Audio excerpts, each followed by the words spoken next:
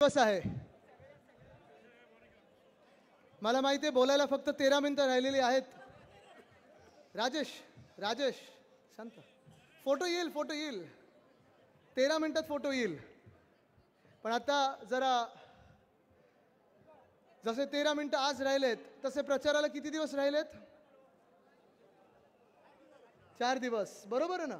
आणि मग 4 दिवसानंतर जेव्हा 2 दिवसानंतर 20 तारीख येईल तेव्हा आपली निशाणी कुठची असणार आहे? पक्का माहिती आहे सगळ्यांना? उमेदवाराचं नाव काय? आणि महेशजी म्हणजे कोण? आणि मशाल म्हणजे कोण? महेश. पण हे आज महत्त्वाचं आहे. आज ही निवडणूक आणि खास करून ही माहीममधली निवडणूक. प्रेसचे कॅमेरे मला जास्ती दिसत आहेत. कदाचित त्यांच्या मनात असेल मी कोणाच्या विरुद्ध बोलणार आहे का, काय बोलणार आहे, टीका करणार आहे. ते जसे आपल्यावर खालची पातळीची टीका करतात तसं मी कधीही करणार नाही, कारण मी माझी मर्यादा पाळणार, माझ्या घरातले संस्कार पाळणार. भले ते उद्धव साहेबांवर कितीही काही 20 वर्ष बोलत आले असतील. आपला पक्ष जेव्हा फोडला, जेव्हा वंदनीय हिंदू सम्राट बाळासाहेब ठाकरेंना दुःख दिलं, पक्ष फोडला, तेव्हापासून उद्धव साहेबांवरची टीका केली, आपल्याला पाडण्याचं सगळीकडे काम करण्याचा प्रयत्न केला, तसं मी कधीही बोलणार नाही, कारण माझ्या घरातले जे संस्कार आहेत ते मी पाळणार आणि माझ्या मर्यादेचं पालन करणार. पण ही निवडणूक कुठेही कुटुंबाची निवडणूक नाही आहे आणि हे तुम्ही खास करून लक्षात घेतलं पाहिजे. आज उमेदवार अनेक असतील, पण ह्या मतदारसंघामध्ये 3 महत्त्वाचे उमेदवार असे आपण समजतो. त्याच्यातून तिघांमधून जिंकून येणारे उमेदवार माझ्या बाजूला उभे आहेत.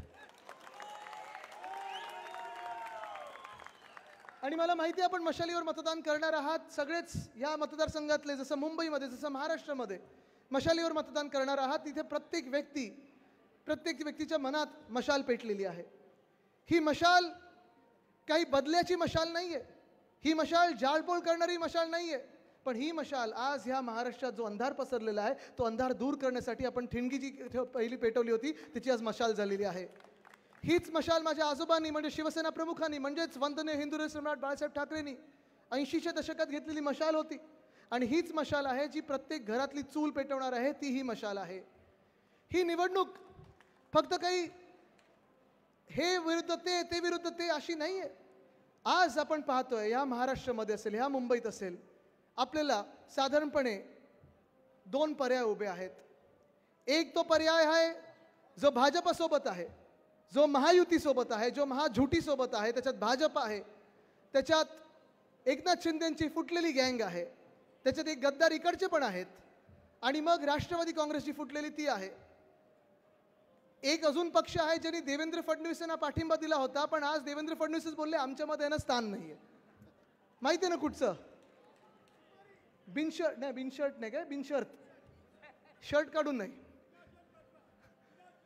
पण त्यांना हे कळत नाही की आज दुर्दैवाने, मी जसं वैयक्तिक टीका करणार नाही पण मनसेवर बोलणार आहे, खास करून बोलायला लागणार. आज त्यांनी बोलायला भाग पाडलेला आहे, कारण मनसे असा एक पक्ष झालेला आहे. कदाचित आपल्याला आधी वाटत असेल की मनसे म्हणजे मराठी माणसासाठी लढणारा पक्ष, मनसे म्हणजे स्थानिक भूमिपुत्रांसाठी लढणारा पक्ष. पण दुर्दैवाने अशी परिस्थिती झालेली आहे की आज महाराष्ट्रामध्ये मनसेची ओळख एकच आहे, गुजरातच्या भूमिपुत्रांसाठी लढणारा मनसे अशा पक्षाची ओळख झालेली आहे. आणि ह्याचं कारण एकच सांगतो. उद्या पाहिजे तर त्यांना कुठेही विचारा तुम्ही, अडवून रस्त्यात विचारा, कारण रस्त्यात चालतात ते. आपण काही चालत नाही, आपण पोहत जातो रस्त्यातून असं वाटतं. विचारा नक्की की ज्या मोदी साहेबांना लोकसभेमध्ये मनसेनी बिनशर्त पाठिंबा दिला होता, हेच ते मोदी साहेब आहेत ज्यांनी वंदनीय हिंदू सम्राट बाळासाहेब ठाकरेंची शिवसेना पक्षाला फोडण्याचा पाप केलेला आहे. ज्या मोदी साहेबांना त्यांनी पाठिंबा बिनशर्त दिला होता, हेच ते मोदी साहेब आहेत ज्यांच्या भाजपाने उद्धव बाळासाहेब ठाकरे ह्या व्यक्तीला मुख्यमंत्री पदावरनं उतरायला भाग पाडलं. हेच ते मोदी साहेब आहेत ज्यांना बिनशर्त पाठिंबा मनसेने दिला होता. आपलं सरकार पाडल्यानंतर, इथे 40 चोराला पळवल्यानंतर ह्याच महाराष्ट्रातून वेदांता फॉक्सकॉन 2.25 लाख कोटीची गुंतवणूक नेली होती गुजरातला. हेच ते मोदी साहेब आहेत ज्यांना बिनशर्त पाठिंबा ज्यांना दिला मनसेनी. त्याच मोदी साहेबांनी परवाकडेच वडोदऱ्यामध्ये रोड शो काढला. का तर इकडून महाराष्ट्रातून उचलून एअरबस टाटाचा प्रकल्प बघा कसा आणला गुजरातमध्ये. म्हणजे मनसेचा पाठिंबा या गुजरातला जाणाऱ्या रोजगाराला आहे.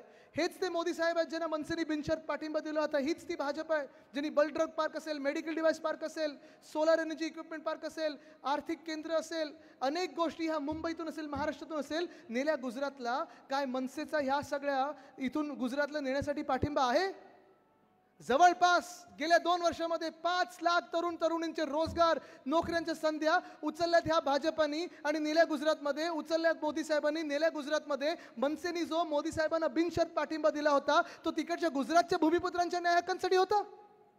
उद्या तुम्ही त्यांना विचारलं पाहिजे की ज्या फडणवीस साहेबांना तुम्ही बिनशर्त पाठिंबा दिलेला आहे, ह्याच देवेंद्र फडणवीसांनी आपल्या एकनाथ शिंदेना फोडण्याचं काम केलं, आपल्या पक्षाला फोडण्याचं काम केलं, उद्धव साहेबांना दुःख देण्याचं काम केलं. पण त्याहूनही पलीकडे जर आज या महाराष्ट्रामध्ये कायदा सुव्यवस्थेची परिस्थिती एवढी बेकार झाली आहे की पोलिसांवर पुण्यामध्ये हमले होतात, महिलांवर जसं पाहतो आपण बदलापूरमध्ये अत्याचार झाला तर 10 दिवस FIR घेत नाहीत. ह्याच एकनाथ शिंदेंनी आणि ह्याच देवेंद्र फडणवीसांनी जरांगे पाटील साहेबांवर लाठीचार्जची ऑर्डर दिली होती. याच एकनाथ शिंदेंनी आणि फडणवीस साहेबांनी वारकऱ्यांवर लाठीचार्जची ऑर्डर दिली होती. दुर्दैवाने आज मनसेनी त्याच फडणवीस साहेबांना पाठिंबा दिलाय. आज आपण पाहिलं पाहिजे की ही लढाई जी आहे आपण महाराष्ट्र म्हणून लढत आलो. या गेल्या 2 वर्षामध्ये आपण जी लढाई लढलेलो आहोत, शिवसेना उद्धव बाळासाहेब ठाकरे पक्ष म्हणून असेल, राष्ट्रवादी काँग्रेस शरदचंद्र पवार आपल्या सोबत आहेत, काँग्रेस असेल, पण आपण जे महाविकास आघाडी म्हणून लढत आलो ते आपल्या महाराष्ट्राच्या न्याय हक्कासाठी लढत आलो. मी देखील जो लढलेलो आहे या केंद्र सरकारला सगळे वार अंगावर घेऊन ते एकाच कारणासाठी, माझ्या इकडच्या तरुण भूमिपुत्रांचे जे तुम्ही न्याय हक्क गुजरातला दिलेले आहेत, हे दुःख आहे मला आणि म्हणून मी लढत आहे. मी काही उगाच चला कुठच्या तरी पार्टीने माझ्याबरोबर सेटलमेंट केली म्हणून मी लढत नाहीये. पण कोविडच्या काळात कुठेही नाही, कोविडच्या नंतर कुठेही नाही, या सगळ्या आंदोलनामध्ये कुठेही नाही, महाराष्ट्रातून सगळं काही चाललेलं गुजरातला तेव्हा कुठेही नाही.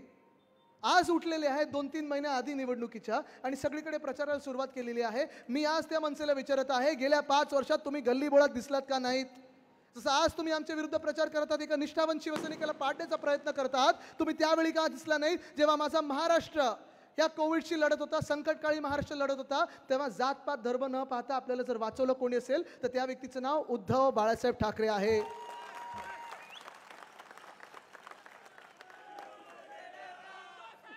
फक्त तेवढंच नाही तर कोविडचा काळ चालू असताना, अर्थचक्र बंद पडलं असताना, जागतिक अर्थचक्र बंद पडलं असताना आपल्या महाराष्ट्रामध्ये 6.5 लाख कोटीची जर गुंतवणूक कोणी आणली असेल त्या व्यक्तीचं नाव उद्धव बाळासाहेब ठाकरे आहे. या महाराष्ट्रात कोळीवाड्यांचं सीमांकन कोणी सुरू केलं असेल आणि स्थगिती ह्या भाजपने दिली, पण सीमांकन आपण सुरू केलं आणि आज आपण पाहतोय हेच ते कोळीवाडे आहेत. मग माहीमचं असेल, वरळीचं असेल, बदवर पार्कचं असेल, आता वर्सोवात जिथे होतो तिकडचं असेल, धारावीतलं असेल, शिवडीतलं असेल, महाराष्ट्रात 7 जिल्ह्यात कोळीवाडे आणि गावठणं आहेत. पण हे सगळं एकनाथ शिंदेना आणि भाजपला, ज्या भाजपला मनसेनी पाठिंबा दिलाय त्याच भाजपानी कोळीवाड्यांना आता क्लस्टर डेव्हलपमेंटमध्ये आणण्याचा निर्णय घेतलाय. विशाखाताई, तुम्ही एकदा तरी पाहिले का की भाजपचा कोणी आमदार, मिंदे गटातला आमदार किंवा मनसेमधला कोणी ह्यांनी ह्या ड्राफ्ट हाऊसिंग पॉलिसीला विरोध केला? मी त्यांना सांगितलेलं आहे, कोळीवाड्याला हात लावलं तर याद राखा, आम्ही आमचं सरकार बनल्यानंतर पहिल्या दिवशी त्या ड्राफ्ट हाऊसिंग पॉलिसीची होळी काढू. कारण जसं तुम्ही अदानीच्या घशात मुंबई टाकत आहात तसं तुम्ही कोळीवाडे देखील अदानीच्या घशात टाकायला निघालेले आहात. आम्ही शिवसेना म्हणून लढणार आणि जिंकणार तुमच्या विरुद्ध. आमच्या मुंबईला आणि महाराष्ट्राला तुम्हाला हात लावू देणार नाही.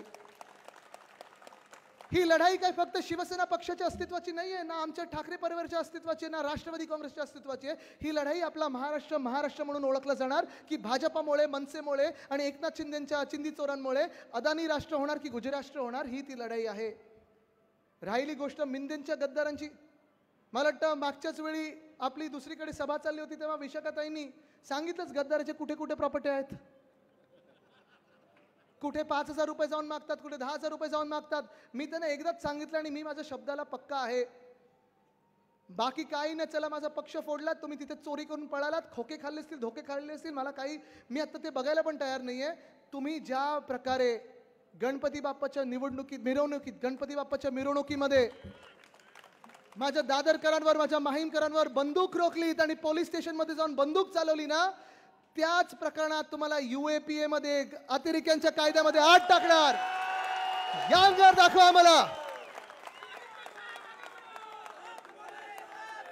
हिम्मत जर दाखवायची ना तुमची तर गुंड बनून दाखवू नका. तुम्हाला हिम्मत दाखवायची असेल जा तिथे बॉर्डरवर दाखवा तुमची हिम्मत, तिथे चालणार नाही.